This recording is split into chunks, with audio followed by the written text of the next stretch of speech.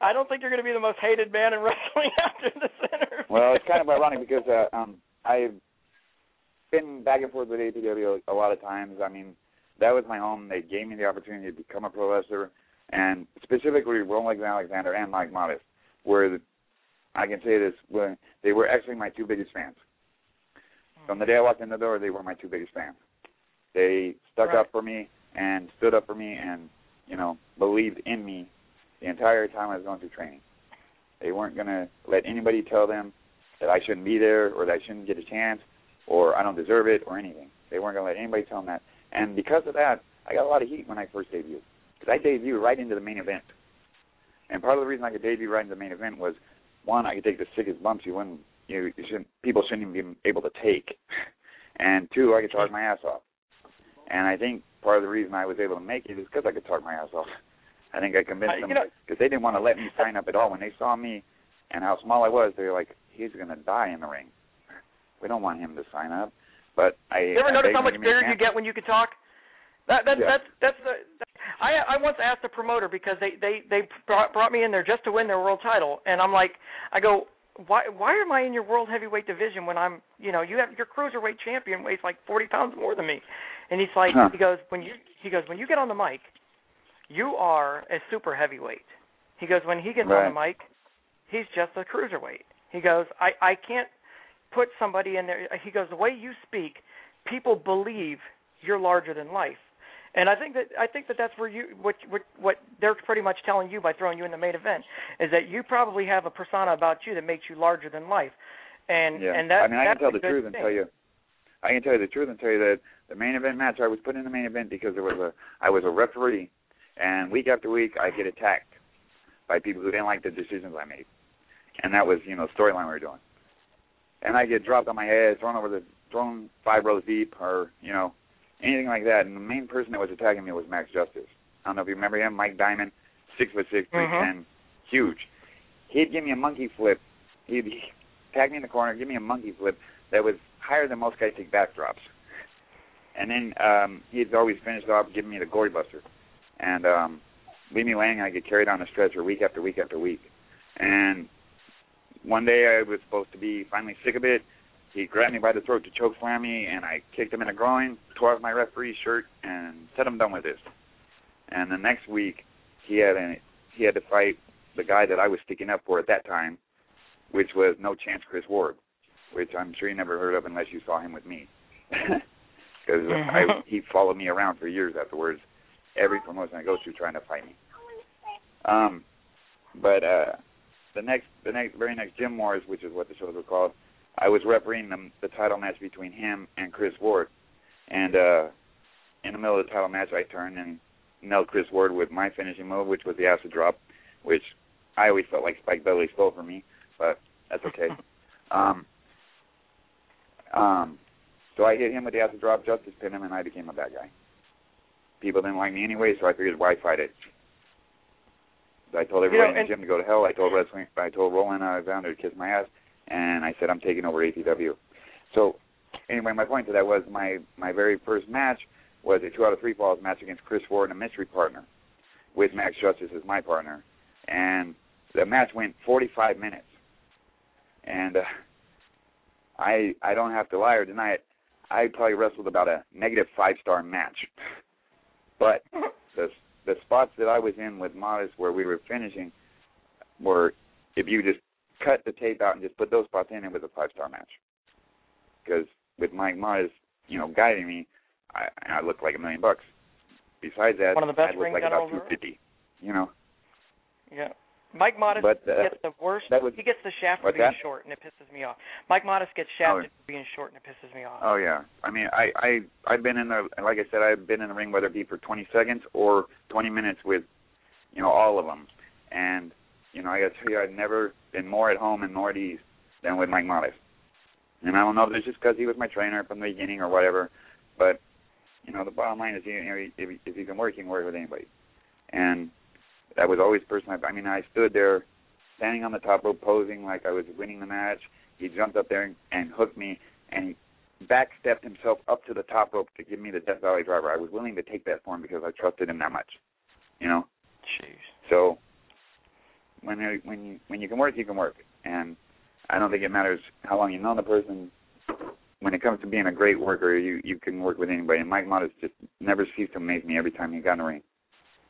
So. Well, and that trickled down with other people he trained too. Exactly. I've never heard a bad thing said about him. Okay, well, we're actually, believe it or not, we're almost done with this interview. I want you to tell people where they can actually see you wrestle, and if there's any websites and links to videos and stuff where they can actually check you out. Well, I'm actually taking time off right now because it's summertime for my kids, and actually my son is on home studies at the moment because he wanted to get going off to Job Corps. So I'm helping him with that right now, and I'm taking some time off. I still at the gym and everything, as you see by my picture there. So I'm ready to go next time when I'm ready to go back. But as of right now, you can't really see me anywhere unless you see me shopping at the mall or at Walmart at 3 in the morning laughing at people who shouldn't be there. I actually am going to start taking bookings after the beginning of the year. So you can always find my page on Facebook, or you can find me on MySpace or my website, which is jimmyrip4t.com. And I'll start posting up when I'm going to be appearing again. Here's the funny footnote. One of the biggest pushes I got, I beat Vinny Massaro to take over the Triple X Express in APW. And I just ran into him about 2 weeks ago, just on the street, and actually asked him if he would accept my challenge for a rematch. Because I beat him like back in 2001 at the APW Halloween Hell Show. And we hadn't wrestled again since. And he was always such a really, innovative guy, and like a lot of stuff that he would sit there and watch me, prep for matches and stuff and give me stuff. And like I said, he'd give Mike Modest some innovating things to use. And I was looking for a promoter that would actually try to put that match on. So if there's any promoter that wants to see me face Vinny Massaro one more time, go ahead and book it, because I'll be there. And hopefully we actually got a lot of listeners from the West Coast. Pretty much, I think San Francisco is our biggest area around there. So if any of these guys want to get you up there, man, you know how to get a hold of him. Yeah. He's on Facebook, he's on MySpace, and you heard his website. So go ahead and check it out. Hey, where can we see some of your videos at? Do you have them posted on MySpace? I have a video on YouTube. I skipped the lesson when they taught the technical age. I just now learned how to post stuff up. I uploaded a video onto YouTube of my last match I had in APW that was probably a little over a year ago that I was there, and it was me taking on the Italian Mafia, 2-on-1. So it was a handicap match, me against him too. And just a few weeks before that, I had a match with J.T. Hyatt, who's the wholesome character he played. And for the first time in my entire career, APW management said I stole the show.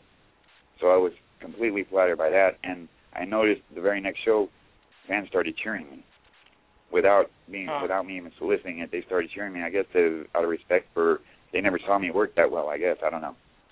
But I never had the freedom or the creative control to do my own match and let me do my own thing. It was always I had to bump for somebody. And when I finally got to take over and show that I could actually work, I guess I won the fans over because they started cheering me and stopped calling me Crack Daddy and started calling me by the right name. Well, I think the Crack Daddy... last match I had is up there on YouTube. The channel is D Jimmy Rip. I'm going to start uploading more videos as I get them transferred to, my computer from CD, and I have a lot of them on VHS too. So I'm going to start trying to do that. And if anybody else has tapes that they have me on there, they're willing to email them to me, it would be appreciated, because I'm sure there's a lot of footage people have that I don't, Oh, definitely. And just you can get a converter online, and it'll let you put all your stuff in there, and they're pretty self-explanatory once you get them. So I would suggest getting one of those. Put a lot of your matches on there and stuff, and hopefully we can get you a bunch of bookings. If people want to get a hold of you through us, feel free to do so. I mean, if you're afraid to get a hold of him because he's so dangerous, we'll get a hold of you. So. But anyway, hey Jimmy, we want to thank you for being on the show. Yeah, I get tired of seeing people move across the street when I'm coming. It's a little old, I don't bite. Hey, we want to thank you for being on the show, and we'll have to get you back on again because I feel like we just started this conversation. Yeah, me too. Yeah, I have stories that I could tell you guys that you probably love. I'm sure your friends would definitely. too. I got plenty of stories from the road with Crash Holly, with Mike Modest, and being with guys like Samoa Joe when I was wrestling down south with them. You know, like I said, I've been in the ring with them all at least for 10 seconds or 10 minutes, and sometimes I kind of get a chip on my shoulder when I see them all on TV and I'm sitting at home. But it's all good. God has his reasons for everything. Mine is to be a dad right now, so that's all I'm worried about. Well, next time they call you Crack Daddy, just tell them it's because you're known for sticking your boot in people's ass cracks, and then they'll try and have to come up with a new nickname. But for right now, well, you know, we will call you by your real name, was the either, Mac you know, Daddy. I tell people to sit their $5 ass down before I'd make change, or I tell them, no, I'm not Crack Daddy anymore, and your mom stopped selling it to me. You know? By the way, tell her I'll be by tomorrow night. Yeah, no shit. Hey, thanks again for being on the show, and again, we'll try and get you back on here next year. Oh, not a problem. Guys, anytime you call, I'll be there for you. All righty, we'll stay in touch. All right, take care. That was the Mac Daddy, Jimmy Rip, and we'll be back right after this commercial break. All right, that was the audio track from the radio show from Smart Mark Radio. Like I said, if you want any information on All Pro Wrestling, visit them at allprowrestling.com. You can find Smart Mark Radio at blogtalkradio.com, or you can find them on Facebook, or if you ever have any questions, you can email me at rip2011@yahoo.com.